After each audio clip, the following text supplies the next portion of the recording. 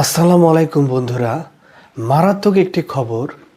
সেটি হলো চীন তাদের সেনাবাহিনীকে সাহায্য করার জন্য তৈরি করলো সাইবর্গ মৌমাছি, যেটি হলো বাস্তব মৌমাছি ও রোবটের সঙ্গে একটি সংযুক্তিকরণ বা দুটির সংমিশ্রণে একটি নতুন প্রজাতি, যা রোবোটিক হিসেবে ব্যবহার হবে এবং চীনা সেনাবাহিনীকে সাহায্য করবে বন্ধুরা। চীনা বিজ্ঞানীরা এক যুগান্তকারী গবেষণার মাধ্যমে বাস্তব মৌমাছিকে রোবটের সঙ্গে মিশ্রণ করে তৈরি করেছেন সাইবর্গ মৌমাছি, যেটি এখন চীনা সেনাবাহিনীর সামরিক অভিযান ও বিভিন্ন গোয়েন্দা তৎপরতা ও উদ্ধার কাজে সাহায্য করবে।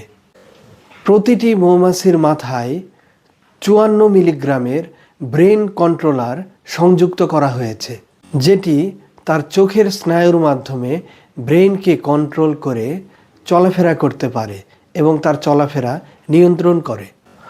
মজার ব্যাপার হলো, এই মৌমাছিগুলো চীনা সেনাবাহিনীর যে কমান্ড বা নির্দেশ, ডান বাম সামনে পিছনে চারটি দিকেই প্রায় ৯০% নির্ভুলভাবে নির্দেশগুলো পালন করতে পারে। আরও মজার তথ্য হলো, এই মৌমাছিগুলো ৫ কিলোমিটার পর্যন্ত উঠতে পারে এবং এর যা শরীরের ওজন, সেই ওজনের ৮০% পর্যন্ত যে কোনো কিছু বহন করতে পারে, বা বলা চলে তার শরীরের ওজনের ৮০% ওজনের মাল বহন করতে পারে এই মৌমাছিগুলো।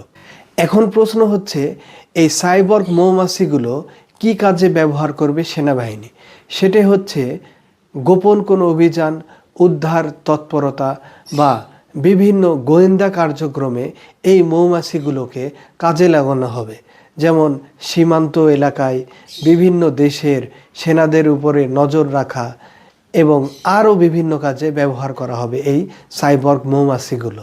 এই সাইবর্গ মৌমাছিগুলোর সুবিধা হলো, এই মৌমাছিগুলো আগের যে কোনো তৈরি হওয়া রোবোটিক পোকা থেকে বেশিরভাগ সময়ে অদৃশ্য থাকতে পারে এবং নিজেদের গতি বৃদ্ধি করতে পারে এবং এর চলাচলের পরিসীমা ৯০% নির্ভুলভাবে কমান্ড মানতে পারে। তবে এই মৌমাছিগুলোতে এখনও কিছু চ্যালেঞ্জ রয়েছে, কিছু সামঞ্জস্য নিয়ে আসবে চীনা সেনাবাহিনী। এবং এই উদ্ভাবন, এই সাইবর্গ মৌমাছিগুলো ভবিষ্যতে মিনি ড্রোন হিসেবে কাজ করতে পারে বলে মনে করছেন গবেষকরা। ধন্যবাদ দর্শক, আপনারা খবরটি শুনলেন। সবাই ভালো থাকবেন। আসসালামু আলাইকুম।